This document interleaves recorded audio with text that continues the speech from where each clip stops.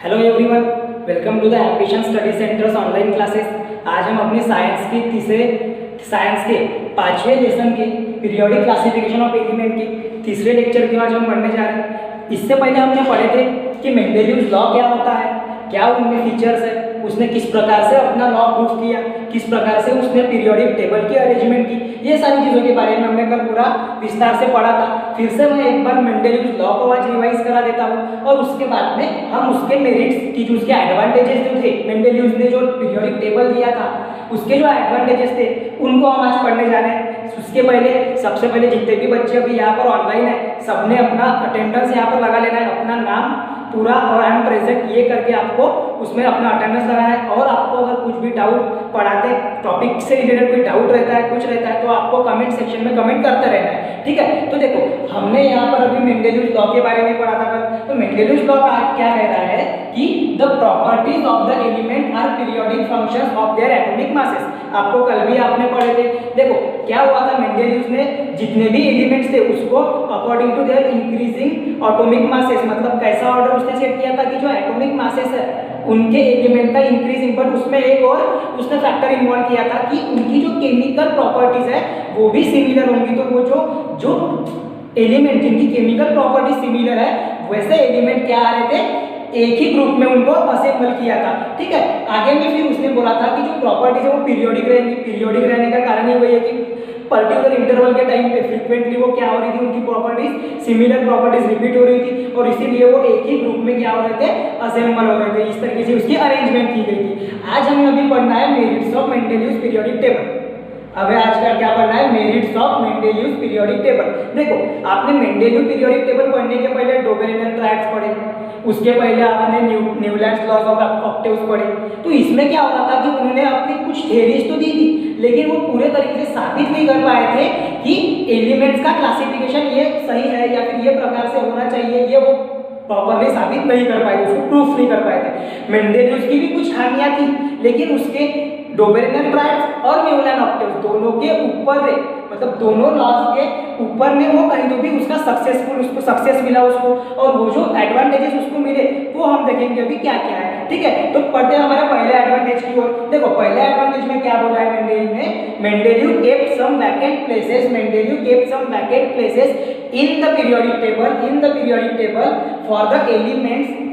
उसने कुछ vacant places छोड़ा, मेंडेलिव ने कुछ वैकेंट प्लेसेस छोड़ा इन the periodic table for the elements in that not discovered till that time. मतलब जब मेंडेलिव ने इन 1869 मेंडेलिव ने जब अपना पीरियोडिक टेबल दिया, जब पूरे दुनिया के सामने अपनी थ्योरी पुट फोर्थ की, तब वहां पर जो एलिमेंट तब के समय पे डिस्कवर नहीं हुए थे उनके लिए उन्होंने वैकेंट प्लेसेस छोड़ी थी, ताकि जब वो नए एलिमेंट उसमें डिस्कवर होंगे, जब डिस्कवर होंगे फ्यूचर में, तो उनको उसके पीरियोडिक टेबल में प्रॉपर प्लेस मिल सके, उनको उसके पीरियोडिक टेबल में क्या मिल सके, प्रॉपर प्लेस मिल सके, प्रॉपर जगह मिल सके, ठीक है। तो देखो वही बोला है पहले मेरिट में, Mendeleev kept vacant places. Vacant का मीनिंग होता है खाली, स्पेस, एम्प्टी। वैकेंट का meaning vacant places in the periodic table for elements that not discovered till that time. वो समय तक के जो एलिमेंट डिस्कवर्ड नहीं हुए थे वहां उनके लिए उसने वैकेंट प्लेस छोड़ा था। अब वो एलिमेंट फॉर एग्जांपल अगर हम कंसीडर करें कौन से थे, देखो आपको कल भी हमने जो हमारा पिछला लेक्चर हुआ था उसमें भी हमने पढ़े थे कि जो एलिमेंट उसने पहले ही प्रेडिक्ट कर लिया था उसकी प्रॉपर्टीज की, जो एलिमेंट बाद में जब डिस्कवर होंगे तो उसके लिए उसने कुछ अपने मर्जी से नाम दिए थे। जैसे कि कल हमने पढ़े थे इका एल्यूमिनियम पढ़े थे, उसके बाद में हमने पढ़े थे इका सिलिकॉन, हमने पढ़े थे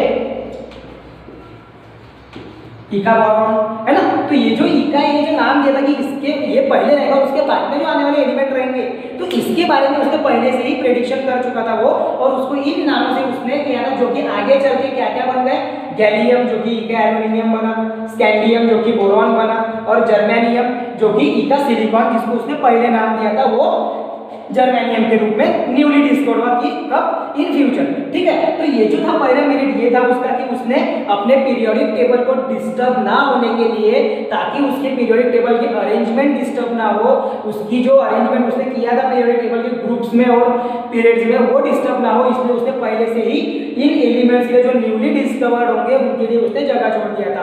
तो ये था हमारा पहला मेरिट जिसको हम अच्छे से ध्यान में रखेंगे। और उसमें भी क्या बोला था उसने कि जो ये एलिमेंट है इनकी प्रॉपर्टीज भी उसने फिर क्या किया था, प्रेडिक्ट कर चुका था पहले से, जो कि कहीं ना कहीं पे उनकी प्रॉपर्टीज क्या थी, सिमिलर थी।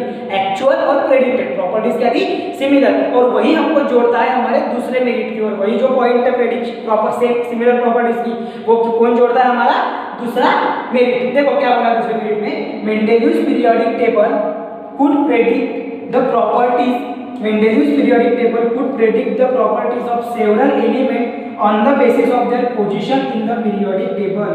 मतलब कि उसने ये सोचा था कि अगर इनका एल्यूमिनियम के जगह पे अगर नया एलिमेंट आएगा तो उसकी क्या प्रॉपर्टीज हो सकती है। उसने ऐसे मतलब अपने मन से कोई भी एलिमेंट सोच के उसकी प्रॉपर्टीज उसने एक्सप्लेन नहीं किया था। उसने क्या बोला था कि अगर इनका एल्यूमिनियम, अगर ये मैंने अभी अपने पीरियोडिक टेबल में नाम रखा है उस एलिमेंट का, और उसके जगह पे अगर कोई दूसरा एलिमेंट अगर डिस्कवर होता है तो उसकी क्या प्रॉपर्टीज रहेंगी, वो उसने वहां पर स्टडी किया था। और उसके पोजीशन के अकॉर्डिंग उसने क्या किया था, उनकी प्रॉपर्टीज को भी क्या किया था, उसने प्रेडिक्ट किया था। और देखते हैं हम लोग क्या प्रॉपर्टीज थी। देखो यहाँ पर आपको देखने मिल सकता है कि यहाँ पर आपने देखे प्रॉपर्टीज है, पहला है एटॉमिक मास। हम एग्जांपल ले रहे हैं यहाँ पर इका एल्यूमिनियम जो कि प्रेडिक्टेड था बाय द मेंडेलियस, और एक्चुअल में जब वो डिस्कवर हुआ उसका नाम दिया गया उसको गैलियम, जो कि एक्चुअल है। तो देखो एटॉमिक मास जो है वो है 68, एटॉमिक मास उसका कितना था जब वो मेंडेलियस ने प्रेडिक्ट किया था तो वो था 68, और गैलियम का एक्चुअल मास कितना है 69.7। गैलियम का एक्चुअल मास कितना है 69.7, मतलब अप्रोक्सीमेट उसी के नियर अबाउट वो मास है, अप्रोक्सीमेट मास है। और अप्रोक्सीमेट होने के कारण वो जो पहली प्रॉपर्टी है एटॉमिक मास की वो भी उसकी सही ठहरी। उसके बाद में उसने क्या बोला कि डेंसिटी, जो डेंसिटी रहेगी वो इका एल्यूमिनियम और गैलियम की, उसमें क्या डिफरेंस था उसका देखो 5.9 ग्राम पर सेंटीमीटर क्यूब। ये जो था ये इका एल्यूमिनियम की प्रेडिक्टेड डेंसिटी थी और एक्चुअल डेंसिटी 5.94। देखो नियर अबाउट ऑलमोस्ट तो सेम है, अप्रोक्सीमेट उसका जो आंसर है वो भी सेम है। आफ्टर दैट मेल्टिंग पॉइंट कहा था इका एल्यूमिनियम का कि लो रहेगा, मेल्टिंग पॉइंट क्या रहेगा इका एल्यूमिनियम का लो।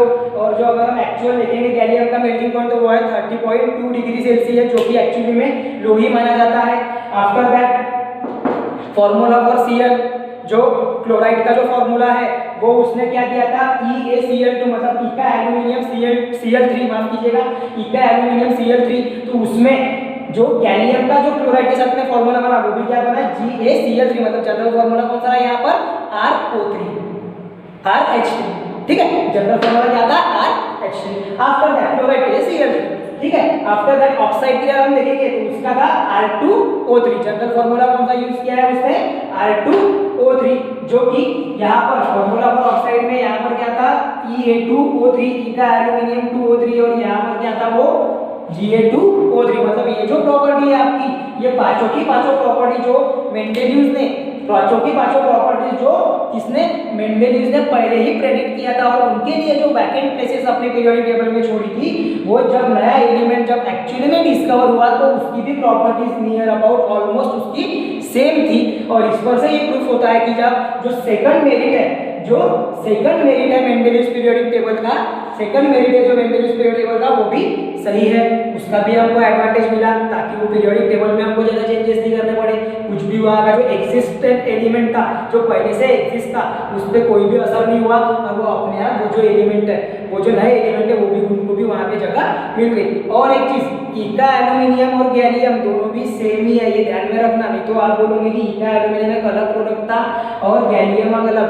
इका एल्यूमिनियम ये प्रेडिक्टेड नाम था, एक्चुअली में ऐसा कोई एलिमेंट तब प्रेजेंट नहीं था, लेकिन जब वो प्रेजेंट हुआ, जब वो डिस्कवर हुआ, तब वो गैलियम के रूप में डिस्कवर हुआ, जिसका पूरा एक्चुअल जो प्रॉपर्टीज है वो उससे मिलती जुलती थी, इसीलिए वो उसने पहले ही प्रेडिक्ट किया था, ऐसा बोला जाता है। तो ये दूसरा मेरिट था उसका। Then come to the third merit. Third merit देखो आप यहाँ पे इधर साइड से आपको प्रॉपर्ली दिख रहा होगा। Third merit, when the whole new group of element called noble gases. ध्यान दो, अगर एक नया ग्रुप जब वो बाद में डिस्कवर हुआ, जिसको हमने नाम दिए फिर नोबल गैसेस, बाद में बताऊंगा नोबल गैसेस भी क्या होता है। The whole new group of noble gases of elements of noble gases was discovered, they get fitted in the Mendeleev periodic table very well। वो जो नोबल गैसेस के लिए भी उसने जो खाली गैप छोड़ा था ना अपने ग्रुप नंबर 8 में, जो खाली ट्रांजिशन सीरीज के लिए जो उसने गैप छोड़ा था, उसमें पूरी की पूरी जो नोबल गैसेस है वो एक्चुअली में वेल फिटेड हो गई, मतलब उनको भी प्रॉपरली वहाँ पर पोजिशनिंग दी गई, उनमें भी कोई भी ऐसी प्रॉब्लम क्रिएट नहीं हुई कि इनको कहाँ पर प्लेस दी जाए, इनकी क्या प्रॉपर्टीज होंगी, इनकी प्रॉपर्टीज अलग है तो इनको कहाँ पर रखा जाए, ऐसा कुछ भी उनको वहाँ पर प्रॉब्लम नहीं गया साइंटिस्ट को। और जब वो मॉडर्न पीरियोडिक टेबल हमने बनाया तब उसमें भी ये जो नोबल गैसेस है इनको प्रॉपर पोजीशनिंग हम दे पा रहे थे। और एक चीज, मेंडेलियस पीरियोडिक टेबल जो है वो near about modern periodic table को ही रिसेंबल करता है, लेकिन कुछ मेंडेलियस ने भी कुछ गलतियां की थी जिसकी वजह से मेंडेलियस का जो पीरियोडिक टेबल है वो फेलर साबित हुआ, वो एप्लीकेबल नहीं रहा एलिमेंट्स के क्लासिफिकेशन के लिए, इसीलिए फिर हमें जरूरत पड़ी फिर मॉडर्न पीरियोडिक टेबल की, जो कि हम अभी आगे में पढ़ेंगे। लेकिन ये हमारा तीसरा पॉइंट है, इसको मैं फिर से एक बार आपको रिवाइज कर रहा हूँ। When the whole new group of the element called as a noble gases was discovered, they get fitted in the Mendeleev's periodic table very well। For example, अगर गैसेस हम देखेंगे नोबल गैसेस तो वो है helium, neon, argon etcetera, ऐसी gases जो कि less reactive रहती, नेचर में वो लेस रिएक्टिव रहती, ज़्यादा जल्दी से वो किसी की भी साथ में रिएक्ट नहीं करती है।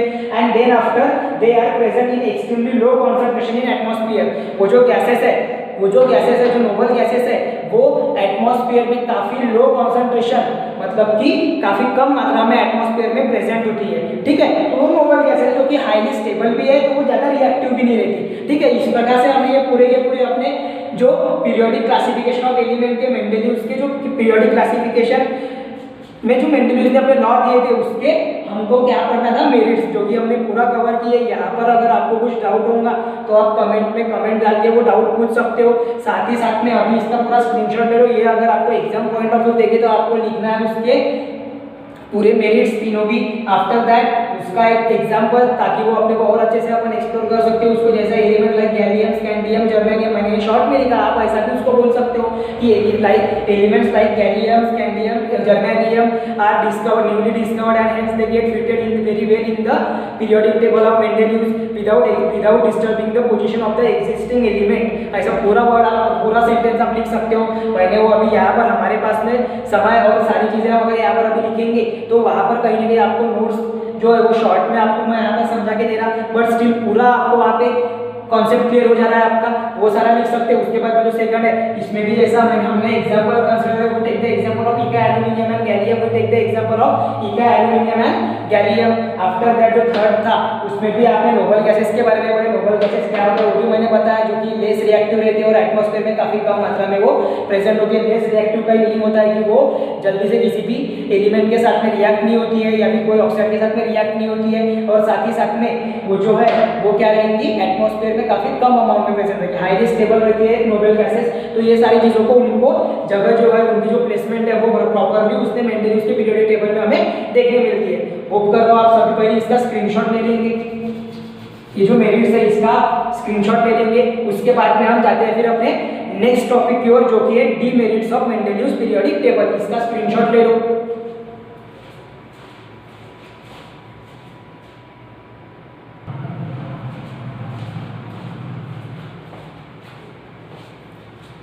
आई होप सबने स्क्रीनशॉट ले लिए होंगे merits of Mendeleev's periodic table के। अभी हम आगे बढ़ने वाले हैं और हम देखने वाले हैं कि डीमेरिट्स मतलब कि limitation, disadvantages of Mendeleev's periodic table. लेकिन उसके पहले हम जान लेंगे कि आइसोटोप्स क्या होता है, क्योंकि आपको जब डीमेरिट्स पढ़ना है तो उसमें आपको एक पॉइंट है ना आइसोटोप्स का, जिसमें आइसोटोप्स की जो पोजीशन है वो मेंडेलियस ने प्रॉपर्ली एक्सप्लेन नहीं की थी। देखते हैं पहले आइसोटोप्स क्या होता है। देखो, isotopes are the same atoms of the same element, same element. Isotopes are the atoms of same element, एक ही एलिमेंट के एटम्स है वो with different atomic mass and same atomic number. क्या बोल रहा हूं मैं? Isotopes are the atoms of same element, एक ही एलिमेंट के एटम्स है आइसोटोप्स एक्चुअली में। क्या रहेगा लेकिन उसके साथ में क्या उनकी अलग प्रॉपर्टी रहेगी कि उनका एटॉमिक मास डिफरेंट रहेगा। वो जो दो एटम्स है एक ही एलिमेंट के रहेंगे जो आइसोटोप्स फॉर्म करेंगे, लेकिन आइसोटोप्स जो बनेंगे वो एक ही एलिमेंट के दो अलग अलग एटम रहने के साथ साथ उनका एटॉमिक मास अलग अलग रहेगा, और एटॉमिक मास अलग अलग रहने के साथ में ही उनका जो एटॉमिक नंबर है वो क्या रहेगा, सेम रहेगा। एटॉमिक नंबर क्यों सेम रहेगा, बिकॉज ऑफ के atomic number equals to number of the protons, और नंबर ऑफ द प्रोटॉन्स जो है वो यहाँ पर नॉर्मल रहता है। सो यहाँ पर सेम एटॉमिक नंबर रहेंगे, एटॉमिक नंबर सेम रहने के कारण और एटॉमिक मास डिफरेंट रहने के कारण उसको क्या कहा जाता है, isotopes. So isotopes have similar chemical properties, लेकिन इनमें खास बात क्या थी कि इनकी जो प्रॉपर्टीज है आइसोटोप्स की वो क्या रहती है, सिमिलर रहती। केमिकल प्रॉपर्टीज क्या रहती है आइसोटोप्स की, सिमिलर रहती। इस वजह से उसको मेंडेलीव ने एक ही ग्रुप में रखा था। इस वजह से मेंडेलीव ने उसको कौन से ग्रुप में रखा था, एक ही ग्रुप में, जो कि अपना पहला डीमेरिट्स या फिर limitation of Mendeleev periodic table. देखते हैं, देखो the isotopes were not given separate places in the Mendeleev's periodic table। जो आइसोटोप्स है उनको मेंडेलीव ने अपने पीरियोडिक टेबल में सेपरेट प्लेसेस नहीं दिए है। हम एग्जांपल से उसको और अच्छे से समझने की कोशिश करते हैं। देखो chlorine has a 2 isotopes, chlorine के 2 आइसोटोप्स हैं, जैसे कि Cl35 एंड Cl35 एंड एक मिनट यहाँ पे C737 हो गया, Cl35 एंड Cl37, मतलब कि आइसोटोप क्लोरीन के 2 आइसोटोप्स हैं, Cl35 and Cl37, having the atomic masses 35 and 37 respectively. मतलब Cl35 और Cl37 ये अगर 2 अलग अलग आइसोटोप्स हैं क्लोरीन के, तो इनमें से पहले वाले क्लोरीन का एटॉमिक मास कितना है 35, दूसरे वाले क्लोरीन का एटॉमिक मास कितना है 37।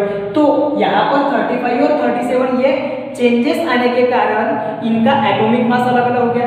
और आपने मेंडेलीव्स पीरियोडिक टेबल के 2 फैक्टर्स में पढ़े थे कि उसने 2 फैक्टर्स को कंसीडर किया था, जिसमें से एक फैक्टर कौन सा था, atomic mass of the element, मतलब कि वो जो एलिमेंट जो वो कंसीडर कर रहा है उस एलिमेंट का एटॉमिक मास। और यहाँ पर Cl के जो एलिमेंट है उसमें Cl जो एलिमेंट है उसका जो दूसरा आइसोटोप है उसका एटॉमिक मास अलग है, और Cl35 ये जो है इसका एटॉमिक मास 35 है।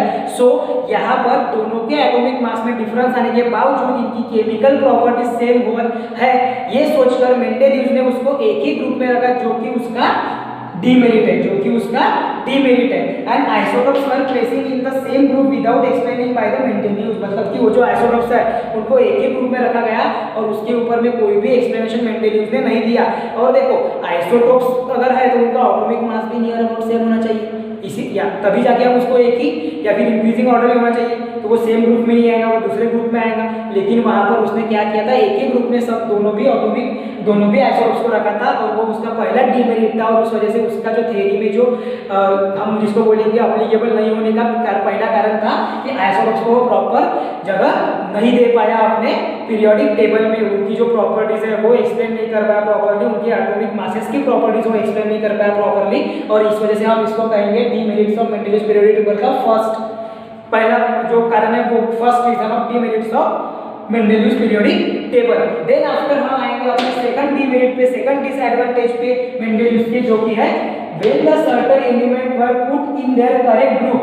look at here when the certain element were put in their correct group on the basis of the similar chemical properties, मतलब कि जब कोई एलिमेंट को किसी पर्टिकुलर से एक सर्टेन करेक्ट ग्रुप में हम इस सोच के साथ में उसको हम इस बेसिस पे हम उसको अरेंज करते हैं कि उसकी केमिकल प्रॉपर्टीज सिमिलर है।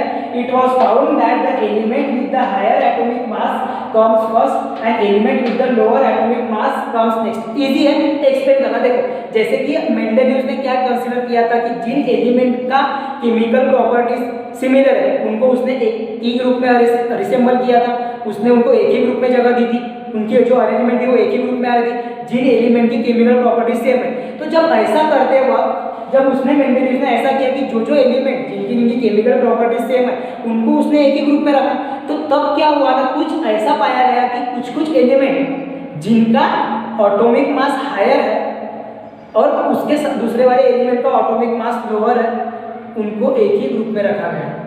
ठीक है, क्या बोल रहा है वो, when the certain element were put in their correct group on the basis of their similar chemical properties, मतलब कि कुछ एलिमेंट्स जिनको एक ही ग्रुप में रखा गया on the basis of their similar chemical properties, उनके similar chemical properties के प्रॉपर्टीज को ध्यान में रखते हुए it was found that the element, वही element with higher atomic mass, वही एलिमेंट जिसका एटॉमिक मास क्या था, हायर था, पहले आ रहा था, उसको पहले रखा गया था, और जो एलिमेंट है जिसका लोअर एटॉमिक मास था वो उसके बाद में आया था। एग्जांपल अगर हम कंसीडर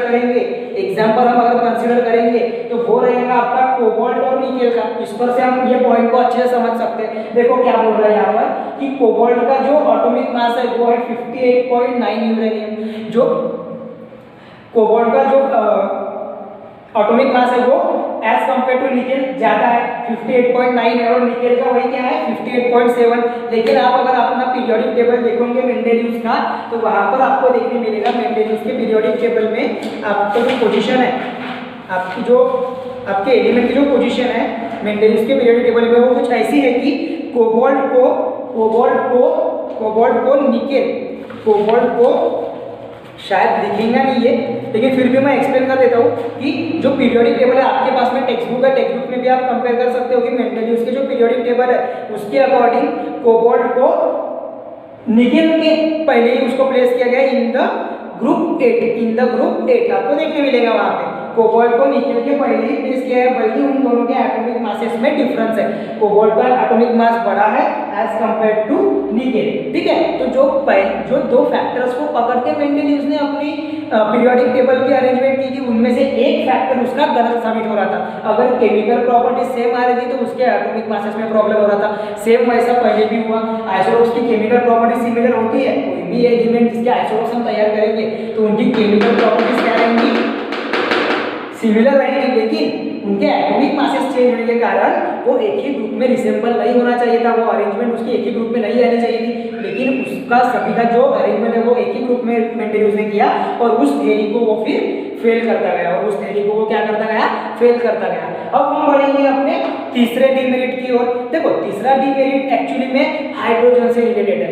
अभी तक के हमने आइसोटोप्स के बारे में पढ़े, केमिकल प्रॉपर्टीज के बारे में पढ़े, अभी हम जाएंगे हाइड्रोजन की ओर। तो हाइड्रोजन में क्या हो रहा है, देखो the correct position could not be assigned to the hydrogen in the periodic table। I hope कि आपको ये जो could not be है ये प्रॉपर्ली दिख रहा होगा, ये could not be है, हाँ कंफ्यूज नहीं होना है। the correct position could not be assigned to the hydrogen in the periodic table, मतलब कि मेंडेलियस ने जो पीरियोडिक टेबल दिया था उसमें हाइड्रोजन को प्रॉपर पोजिशनिंग नहीं दी गई थी। इसके पीछे का क्या रीजन है, वो ये है कि देखो हाइड्रोजन जो है वो अल्कलाइन मेटल के साथ में उसकी अरेंजमेंट की गई थी ग्रुप नंबर 1 में, लाइक सोडियम, लाइक लिथियम, इनके साथ में उनकी अरेंजमेंट की गई थी ग्रुप नंबर 1 में। लेकिन हाइड्रोजन हैलोजेंस के साथ में भी कंबाइन होता है टू फॉर्म हाइड्रोजन जो है वो किसके साथ में भी कंबाइन होता है, हैलोजेंस, लाइक क्लोरीन हम एग्जांपल पकड़ लेंगे यहाँ पर, लाइक क्लोरीन, ये लिखा है यहाँ पर। Hydrogen is combined with alkaline metal like Na means sodium as well as with hydrogen chlorine to form the compounds, to form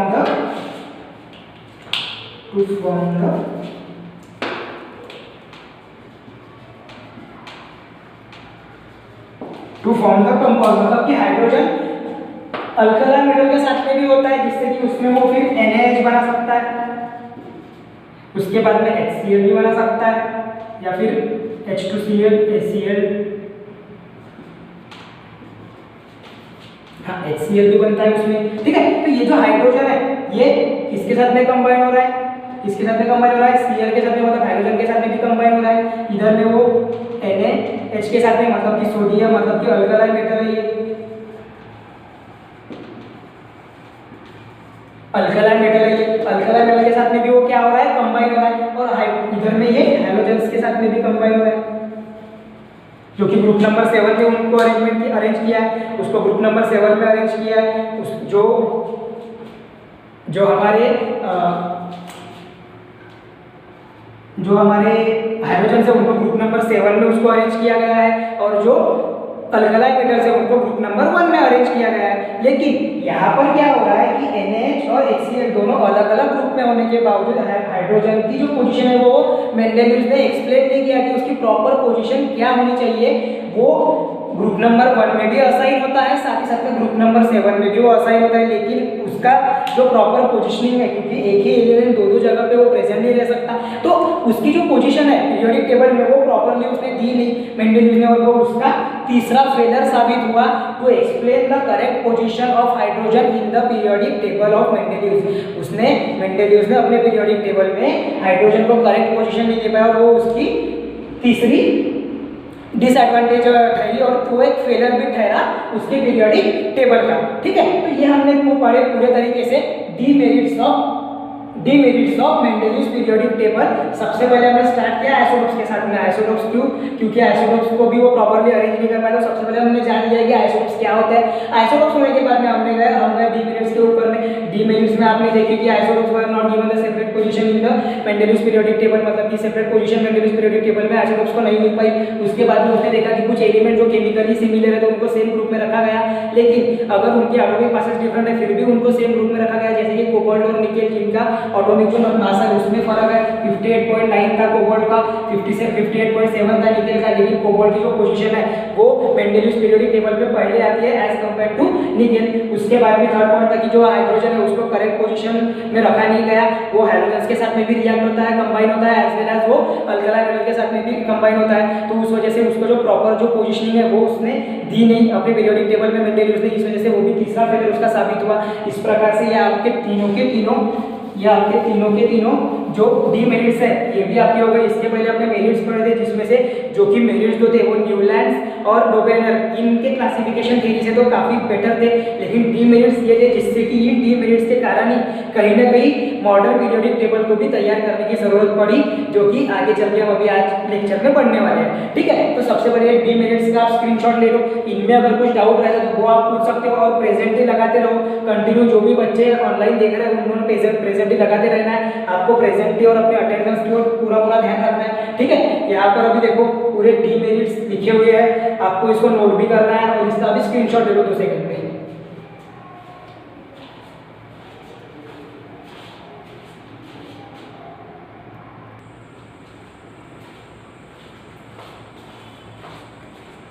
चलो अभी हम पढ़ते हैं अपने इंटेक्स्ट क्वेश्चंस की और आपके टेक्स्ट बुक में कुछ इंटेक्स्ट क्वेश्चन दिए हुए हैं जिसको हम अभी पहले पढ़ लेते हैं। उसके बाद में हम पढ़ेंगे अपने जो मॉडर्न पीरियोडिक टेबल है, जो कि आफ्टर मेंडेलियस पीरियोडिक टेबल दिया गया था, कुछ उनके जो फेलियर थे उसको ओवरकम करके बनाया गया था और जो करेक्ट पोजीशनिंग है सभी एलिमेंट्स की वो वहाँ पर दी गई थी।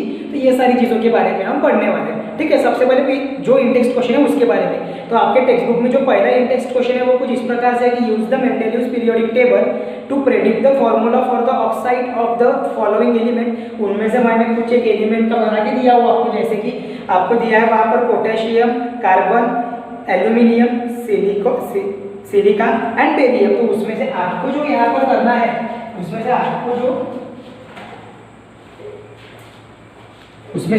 जो यहाँ पर करना है कि जो पोटेशियम के लिए मैं यहाँ पर बताता हूँ, बाकी फिर आपको आपने इससे करना है। ठीक है, the general formula of oxide of for element के इज R2O। आपने मेंडेलियस पीरियोडिक टेबल के एकदम टॉप में जब हम ग्रुप्स और पीरियड्स को डिवाइड करते हैं वहाँ पर आपने टॉप में नहीं किया, हाइड्राइड्स और ऑक्साइड इनके जनरल फॉर्म लिखे हुए थे उसके पीरियोडिक टेबल में, उनका यूज करके वो जो एलिमेंट्स आपको दिए गए हैं जैसे कि पोटेशियम है, आफ्टर दैट कार्बन है, आफ्टर दैट एल्यूमिनियम है, सिलिकॉन है, बेरियम है, इनके वो कौन से ग्रुप में आते हैं और फिर वो ग्रुप में आने के बाद में उस ग्रुप का जनरल फॉर्मूला क्या है फॉर ऑक्साइड्स वो आपको देखना है। उसके ऊपर में उसका आपको क्या बनाना है, ऑक्साइड्स उनको तैयार करना है। तो मैं आपको एग्जांपल के तौर पे एक करके देता हूँ, बाकी चीज़ों को बाकी बचे जितने भी एलिमेंट है उसका आपको करना है। ठीक है, जैसे कि आपको जो जनरल फॉर्मूला फॉर ऑक्साइड है जो कि क्या है एलिमेंट के लिए R2O है, तो जो उसका ऑक्साइड है वो क्या रहेगा K2O, जिसमें R जो है वो एलिमेंट को रिसेंबल कर रहा है, R जो है वो एलिमेंट को रिसेंबल कर रहा है और यहाँ पर एलिमेंट क्या है K, यहाँ पर एलिमेंट क्या है K। तो जनरल फॉर्मूला फॉर ऑक्साइड क्या रहेगा K2O। So the general formula for oxide क्या रहेगा K2O। उसके बाद जो सेकंड क्वेश्चन है वहाँ पर वो बोला गया है कि beside gallium which other element have since been discovered that they were left by the Mendeleev's in the periodic table. कोई भी दो हमें लिखना है कि पीरियोडिक टेबल मेंडेलियस के पीरियोडिक टेबल में जो गैप्स छोड़ी गई थी और वो जो एलिमेंट है जो कि बाद में फिर डिस्कवर होने वाले थे उनके लिए जो दो नए एलिमेंट है वो कोई भी आप बता सकते हो। तो आपको बताना है गैलियम बता सकते हो आप, आफ्टर दैट जर्मेनियम बता सकते हो, है ना, इका एल्यूमिनियम की जगह पे जो है गैलियम बता सकते हो आप, जर्मेनियम बता सकते हो। तो ये जो दो है वो, या फिर स्कैंडियम जो कि आपने बेरियम के लिए आपने निकाला था। तो ये जो तीन जो एलिमेंट डिस्कवर हुए थे उनका आप नाम लिख सकते हो उसमें। After that what were the criteria used by the Mendeleev's in creating his periodic table, मतलब कि मेंडेलियस ने अपना पीरियोडिक टेबल क्रिएट करते वक्त कौन सा क्राइटेरिया यूज किया था। वहां पे आपको दो क्राइटेरिया लिखे तो भी चलेगा। पहला था कि वो increasing atomic according to the he arrange the element according to the in order of increasing atomic mass, ये पहला उसका क्राइटेरिया था। और दूसरा क्राइटेरिया उसका था कि जितने भी एलिमेंट्स है वो ऑक्साइड्स और हाइड्राइड्स फॉर्म करते हैं, तो वो ऑक्साइड और हाइड्राइड्स फॉर्म करने के बाद में उनकी जो केमिकल प्रॉपर्टीज है वो सेम होती है। उनकी केमिकल प्रॉपर्टीज सेम होने के कारण वो जो एलिमेंट है उनका जो जिन एलिमेंट की केमिकल प्रॉपर्टी सेम है उसने उसको एक ग्रुप में रिसेंबल किया था। और इस प्रकार से ये जो दो क्राइटेरियाज है उसको उसने यूज किया था अपने पीरियोडिक टेबल को तैयार करने में। Fourth one is why do you think the noble gases are placed in the separate group, क्यों आपको लगता है कि इस नोबल गैसेस को सेपरेट ग्रुप नहीं रखा होगा। पहली चीज तो वो जो इनर्ट गैसेस होती है मतलब लेस रिएक्टिव होती है और वो एटमॉस्फेयर में भी काफी कम अमाउंट में प्रेजेंट है और उनकी जो रिएक्टिविटी है वो कम होने के कारण उसको जो दूसरे ऑर्डर जो दूसरे एलिमेंट है उसका ऑर्डर चेंज ना हो, उनका जो एग्जिस्टिंग जो पहले से एलिमेंट है उनका ऑर्डर चेंज ना हो, इसलिए उसको अलग सेपरेट पोजीशन उसको दी गई नोबेल गैसेस को। ये उसका आंसर रहेगा। ठीक है, तो ऐसे चार जो इंटेक्स्ट क्वेश्चन है वो आपको मैंने करा है, जिसमें से पहले का एक एग्जांपल करा है, बाकी आपको घर में खुद से करना है। ठीक है, आगे में बढ़ते वक्त आपको ये सारी चीजों का ध्यान रखना पड़ेगा। उसके बाद में हम आते हैं फिर अभी update the modern periodic table. अभी हम किस पर आते हैं अपने द मॉडर्न पीरियोडिक टेबल। और मॉडर्न पीरियोडिक टेबल के पहले उसका क्लासिफिकेशन करने से पहले कुछ अजम्पशन किए गए थे। क्लासिफिकेशन जो है मॉडर्न पीरियोडिक टेबल का वो करने से पहले क्या किया गया था, कुछ अज्यूम किया गया था by the scientist in 1930 by the Moseley. तो उसने क्या कहा था कि हेनरी मोजेले ने क्या कहा था, देखो the present basis for the classification of element is the atomic number of element. मतलब देखो मेंडेलियस पीरियोडिक टेबल किस पर बेसिस था, मेंडेलियस पीरियोडिक टेबल बेस था एटॉमिक मासेस एलिमेंट के और उनकी केमिकल प्रॉपर्टीज में। लेकिन जो मॉडर्न पीरियोडिक टेबल है वो किसके अकॉर्डिंग क्लासिफाई किया गया है, एटॉमिक नंबर। ध्यान दो, एटॉमिक नंबर। एटॉमिक नंबर की डेफिनेशन जब हमने पढ़ा था बोला था कि the element having the same number of protons in their nucleus is called as a atomic number. The atomic number of an atom is of an element is the same having the same number of protons in their nucleus is called as a atomic number। इसलिए atomic number जो है इस मतलब क्या होगा, वो number of equal to number of proton। atomic number equal to number of proton in the nucleus of an atom of an element। ठीक है, आगे में element are arranged according to their electronic configuration। Second चीज जो second उन्होंने configuration जो electronic configuration मतलब जो वैलेंस इलेक्ट्रॉन्स रहते हैं उनके या फिर जो आउटर मोस्ट शेल्स में जो इलेक्ट्रॉन्स रहते हैं उनका जो कॉन्फ़िगरेशन है मतलब कि जो डिस्ट्रीब्यूशन है इलेक्ट्रॉन्स का वो किस प्रकार से उस एटम की ऑर्बिट्स में शेल्स में हुआ है उसको ध्यान में रखते हुए, उसका जो इलेक्ट्रॉनिक कॉन्फ़िगरेशन है उसको ध्यान में रखते हुए उसके अकॉर्डिंगली उन एलिमेंट्स की क्या की गई थी, अरेंजमेंट की गई थी मॉडर्न पीरियोडिक टेबल में। आफ्टर दैट ये इलेक्ट्रॉनिक कॉन्फ़िगरेशन एक मेन पॉइंट है आपको ध्यान में रखने के लिए। In 1913 Moseley shows the atomic number of an element is the more fundamental property than the atomic mass. और जो तीसरा कंक्लूजन है वो ये बताया था मोजेले ने कि जो एटॉमिक नंबर है ये काफी इंपॉर्टेंट है देन द एटॉमिक मास। मतलब अगर हम कोई एलिमेंट का एटॉमिक मास कंसीडर करते हैं, अगर कोई एलिमेंट है जिसका हम अगर एटॉमिक मास कंसीडर करते हैं तो एटॉमिक मास जो है जो एलिमेंट है जिसका हम अगर एटॉमिक मास कंसीडर करेंगे तो कहीं तो भी हमको प्रॉब्लम्स आएंगी उनको अरेंज करने में। लेकिन अगर एटॉमिक नंबर्स को अगर हम अरेंज करते हैं तो एटॉमिक नंबर्स के अकॉर्डिंग सभी एलिमेंट्स जिनके एटॉमिक नंबर ऑफ प्रोटॉन्स उसमें सेम होते हैं कुछ एलिमेंट्स में, तो वो जो नंबर ऑफ प्रोटॉन के अकॉर्डिंग जैसे जैसे वो नंबर ऑफ प्रोटॉन बढ़ते जाएंगे वैसे वैसे वो जो नंबर्स है या फिर उनका जो इलेक्ट्रॉनिक कॉन्फ़िगरेशन बढ़ते जाएगा वैसे वैसे वो जो एलिमेंट्स का जो क्लासिफिकेशन है वो हम आगे बढ़ाते जाएंगे, उनकी अरेंजमेंट थ्रू द ग्रुप्स हम उसकी करते जाएंगे, ये उन्होंने बोला है। आप उस अब जो long form of modern periodic table है या फिर जो लॉ है पीरियोडिक टेबल का वो पढ़ने से पहले हम जो मेंडेलियस ने की गई गलतियां थी उसके ऊपर में थोड़ा सोचेंगे कि उसकी जो गलतियां थी उसको मॉडर्न पीरियोडिक टेबल ने कैसे क्या सॉल्व किया। देखो सबसे पहली गलती उसकी थी कि उसने आइसोटोप्स को करेक्ट पोजीशन नहीं दिया था, है ना। तो जो आइसोटोप्स को उसने जो करेक्ट पोजीशन नहीं दिया था उसके पीछे का रीजन ये था कि मेंडेलियस का जो लॉ था वो किस पर बेसिस था, on the basis of atomic mass. और आइसोटोप जो दो फॉर्म हो रहे थे एक ही एलिमेंट के, वो क्या हो रहे थे, डिफरेंट डिफरेंट एटॉमिक मास से बने हुए थे। जो आइसोटोप्स फॉर्म हो रहे थे वो किससे हो रहे थे, डिफरेंट डिफरेंट एटॉमिक मास से बने वाले थे। तो जो डिफरेंट एटॉमिक मास होने के कारण उनको एक ही ग्रुप में अरेंज नहीं कर सकते थे, लेकिन वो मेंटेन ने किया और वो उसका पहला फेलियर साबित हुआ। लेकिन मॉडर्न पीरियोडिक टेबल ने उसके लिए क्या बोला है, all the isotope of an element have the same number of proton. सभी आइसोटोप्स कोई भी एलिमेंट के सभी आइसोटोप जो रहेंगे उनमें सेम नंबर ऑफ प्रोटॉन होते हैं। अगर सेम नंबर ऑफ प्रोटॉन है मतलब कि उनका एटॉमिक नंबर भी क्या रहेगा, सेम रहेगा। अगर सेम नंबर ऑफ प्रोटॉन है तो उनका एटॉमिक नंबर भी क्या रहेगा, सेम रहेगा। जिन सेकंड पॉइंट उसमें क्या बोला कि all the isotope with the same atomic number put in one place in the same group of the periodic table. अगर कोई एलिमेंट का एटॉमिक नंबर अगर सेम है तो हम उसको एक ही प्लेस में, एक उसी सेम ग्रुप के एक ही प्लेस में उसको पुट कर सकते हैं, बिकॉज ऑफ कि उनका एटॉमिक नंबर क्या है, सेम है। एग्जांपल से भी और अच्छे से क्लियर हो जाता है, जैसे कि आपका क्लोरीन 35U एंड क्लोरीन 37, ये दो आइसोटोप्स है क्लोरीन एटम के, ठीक है, क्लोरीन एलिमेंट के। तो उसमें क्या हो जाएगा कि जो एटॉमिक नंबर है क्लोरीन का वो एक्चुअली में 17 है, तो इन दोनों का भी एटॉमिक नंबर क्या बन के रहेगा, 17 ही रहेगा। इसीलिए दोनों को हम एक ही प्लेस में अपने मॉडर्न पीरियोडिक टेबल में क्या देंगे, जगह देंगे, जिसकी मोज़ेले ने एक्सप्लेनेशन दिया था कि उनका एटॉमिक नंबर सेम होने के कारण उनको एक ही प्लेस पे रखेंगे। और उसका जो एक्सप्लेनेशन है वो उसने अच्छे तरीके से पूरा एक्सप्लेन किया over the Mendeleev's periodic table. Mendeleev's periodic table की खामियां है उसको कम करके उसने अपने कुछ लॉज बनाए, जिसके अकॉर्डिंग उसने बताया कि एटॉमिक नंबर अगर कोई भी एलिमेंट का सेम है तो कोई भी आइसोटोप्स का अगर सेम है तो फिर उन आइसोटोप्स को एक ही ग्रुप में सेम प्लेस पे रखा जा सकता है, बिकॉज ऑफ कि उनका एटॉमिक नंबर क्या है, सेम है। देन सेकंड प्रॉब्लम आया था मेंडेलियस के इसमें कि कोबाल्ट और निकेल, इनका जो पोजीशन है, इसका जो एक्सप्लेनेशन है वो प्रॉपर्ली दे नहीं पाया था, क्योंकि देखो कोबाल्ट का जो मास है, एटॉमिक मास, वो ज्यादा था एज कंपेयर टू निकेल, लेकिन कोबाल्ट को उसने पहले पोजीशन दी थी और उसके बाद में फिर किसको रखा था, निकेल को। लेकिन अगर मॉडर्न पीरियोडिक टेबल के अकॉर्डिंग अगर हम देखेंगे तो जो एटॉमिक नंबर है कोबाल्ट का वो है, ये शॉर्ट में लिखा मैंने यहाँ पर AN, एटॉमिक नंबर, उसका फुल फॉर्म है, आपको अगर आप नोट्स बनाओगे तो आपको उसमें फुल फॉर्म में लिखना है उसको पूरा।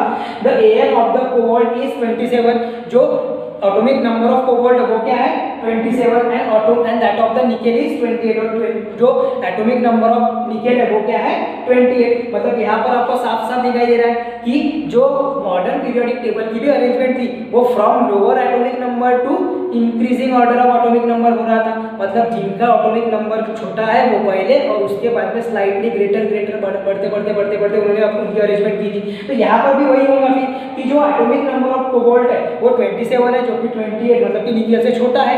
इसीलिए cobalt according to the modern periodic law, ध्यान दो यहाँ से, according to the modern periodic law cobalt should come first and nickel should come later. मतलब कि कोबाल्ट पहले लिखना चाहिए हमने मॉडर्न पीरियोडिक लॉ में और निकेल उसके बाद में। और उनका एटॉमिक मास क्या होता है, जब उनका एटॉमिक मास कम है, ज़्यादा है, उसका कुछ भी वहाँ पे रिलेशन नहीं आएगा। वो हम एटॉमिक नंबर को सेंटर बनाकर चल रहे हो, एटॉमिक नंबर मेन है, एटॉमिक नंबर मेन है कोई भी एलिमेंट का। उसको जब हम क्या करते हैं, क्लासीफाई करते हैं, तो उसको ध्यान में रखते हुए कोबाल्ट और निकेल दोनों का भी जो डिफरेंस है उनको साफ साफ दिखाई दे रहा है। 27 और 28 मतलब 27 छोटा नंबर होने के कारण उसको हम पहले अरेंज कर रहे हैं पीरियोडिक टेबल में और दैट ऑफ द निकेल को उसके बाद में। तो ये था अपना मेंडेलियस पीरियोडिक टेबल के ऊपर में, मेंडेलियस पीरियोडिक टेबल का जो फेलियर था, जो उसके डीमेरिट थे, उसके ऊपर में मॉडर्न पीरियोडिक टेबल ने कुछ करेक्शंस करे, उसको उसने एक्सप्लेन किया और उसके बाद में उसने पुट फोर्थ किया modern periodic law, that is a long form of modern periodic law. जो टैबुलर अरेंजमेंट है मॉडर्न पीरियोडिक लॉ की, जो टैबुलर अरेंजमेंट है उसको उसने फॉर्म किया। और वो सब अभी हम आगे में आने वाले इसमें पढ़ने वाले, जिसमें इलेक्ट्रॉनिक कॉन्फ़िगरेशन का भी काफी महत्व रहने वाला है। आपको बता दो इलेक्ट्रॉनिक कॉन्फ़िगरेशन मतलब जो आउटर मोस्ट शेल रहते, अगर सपोज करो कि कोई एटम है जिसका न्यूक्लियस और उसके जो आउटर मोस्ट शेल है, इसके जो ये ऑर्बिट है जिसमें आउटर मोस्ट शेल, इसमें जितने नंबर ऑफ एलिमेंट रहेंगे, इसमें जितने नंबर ऑफ इलेक्ट्रॉन्स प्रेजेंट रहेंगे, उनके आउटर मोस्ट शेल में कोई भी एलिमेंट के शेल के एटम में अगर एटम की शेल में अगर आउटर मोस्ट शेल में अगर कोई भी एलिमेंट, कोई भी इलेक्ट्रॉन अगर प्रेजेंट है जो कि वैलेंस है, वो तो उसके अकॉर्डिंग हम बनाते हैं उसका इलेक्ट्रॉनिक कॉन्फ़िगरेशन। और जैसे जैसे इलेक्ट्रॉनिक कॉन्फ़िगरेशन बढ़ते जाता है वैसे वैसे वो जो इलेक्ट्रॉनिक कॉन्फ़िगरेशन बढ़ते बढ़ते उसकी जो पोजीशन है एलिमेंट की वो भी बढ़ती गई और उसके अकॉर्डिंग उसका क्लासिफिकेशन किया गया। वो और अच्छे से पढ़ेंगे। अभी यहाँ पर सबसे पहले आपको ध्यान में रखना है कि कौन से पॉइंट्स को सेंटर में रखकर कौन से पॉइंट्स को सेंटर में रखकर मॉडर्न पीरियोडिक टेबल तैयार किया गया, क्या एक्सप्लेनेशन किया गया demerits of Mendeleev's periodic table पे, और उसके बाद में हम शुरुआत करते हैं periodic law of classification. Periodic law of classification, modern periodic law of classification. पहले इसका इतना स्क्रीनशॉट ले लो, उसके बाद में हम बढ़ते हैं अपने अगले टॉपिक की ओर।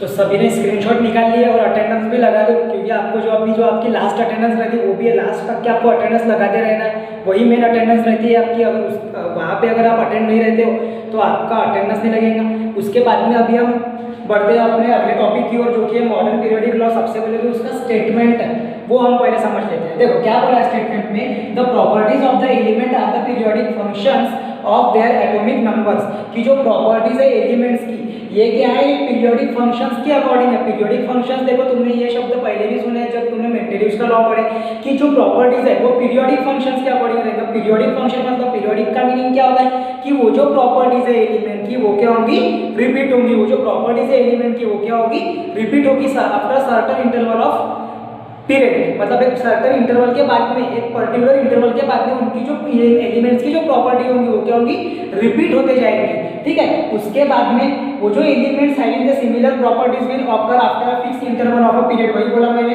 कि elements having the similar properties है, ऐसे एलिमेंट जिनकी अगर प्रॉपर्टी सिमिलर है will occur after a fix interval of time. जब हम इनका इलेक्ट्रॉनिक कॉन्फ़िगरेशन पढ़ेंगे तब वहां पे अपने को और अच्छे से समझ में आ जाएगा कि इलेक्ट्रॉनिक कॉन्फ़िगरेशन के अकॉर्डिंग उनका जो प्रॉपर्टीज है वो कैसे होता है। इलेक्ट्रॉनिक कॉन्फ़िगरेशन किस बेसिस पे करते हैं वो भी मैं आपको क्लियर कर देता हूँ। इलेक्ट्रॉनिक कॉन्फ़िगरेशन अगर हमें करना है तो उसके लिए हमको जो ऑर्बिट्स है, जैसा अगर कोई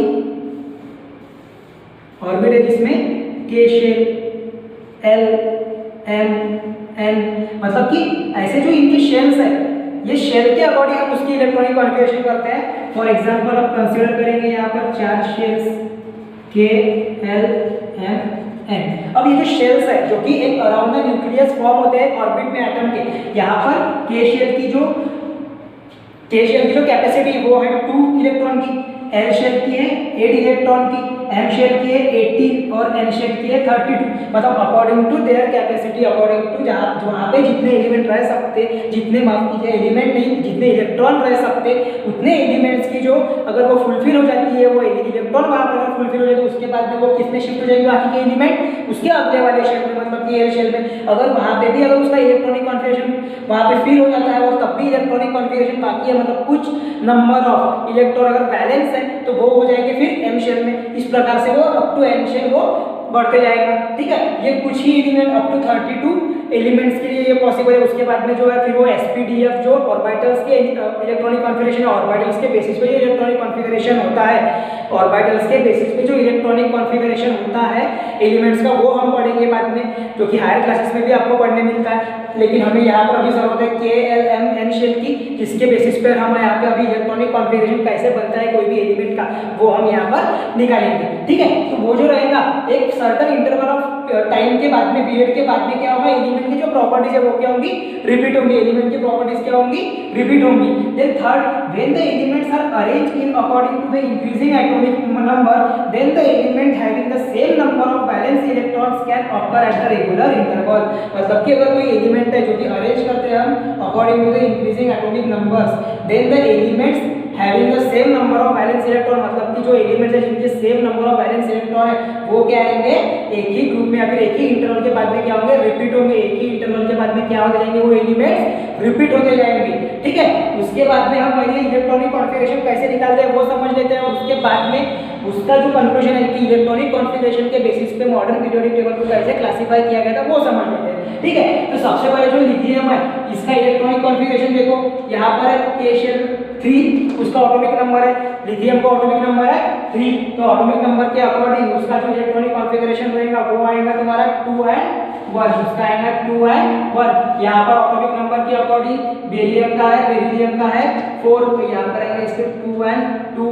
बोरॉन का आएगा 2 and 3, क्योंकि पहले वाले एलिमेंट में मतलब के शेल में 2 ही इलेक्ट्रॉन रह सकते हैं, के शेल में 2 ही इलेक्ट्रॉन रह सकते हैं। और फिर एन शेल की जो कैपेसिटी है वो है 8 इलेक्ट्रॉन की, मतलब कि 2 माइनस हो गए 3 में से तो 1 बचा, तो वो बैलेंस कितना रहेगा 1, इसमें रहेगा 2, इसमें रहेगा 3। उसके बाद में 6 में जो यहाँ पर आ जाएगा तो 4, फिर यहाँ पर अकॉर्डिंग टू यहाँ पर आ जाएगा 5, 6, 7 एंड नियॉन में 8। उसके बाद में आगे बढ़ते हैं सोडियम की ओर। देखो 2 और 8 दोनों भी शेल फुलफिल हो गए, यहाँ पर इलेक्ट्रॉन पूरे फुल हो गए, पार्शियली फिल भी नहीं है, फुल्ली फिल्ड है ये, तो यहाँ पर आगे में जो आएगा वो तीसरे शेल में जाएगा, जो बचा वाला इलेक्ट्रॉन है। देखो 2, 8, 1, यहाँ पर है 2, 8, 2, 2, 8, 3, 5,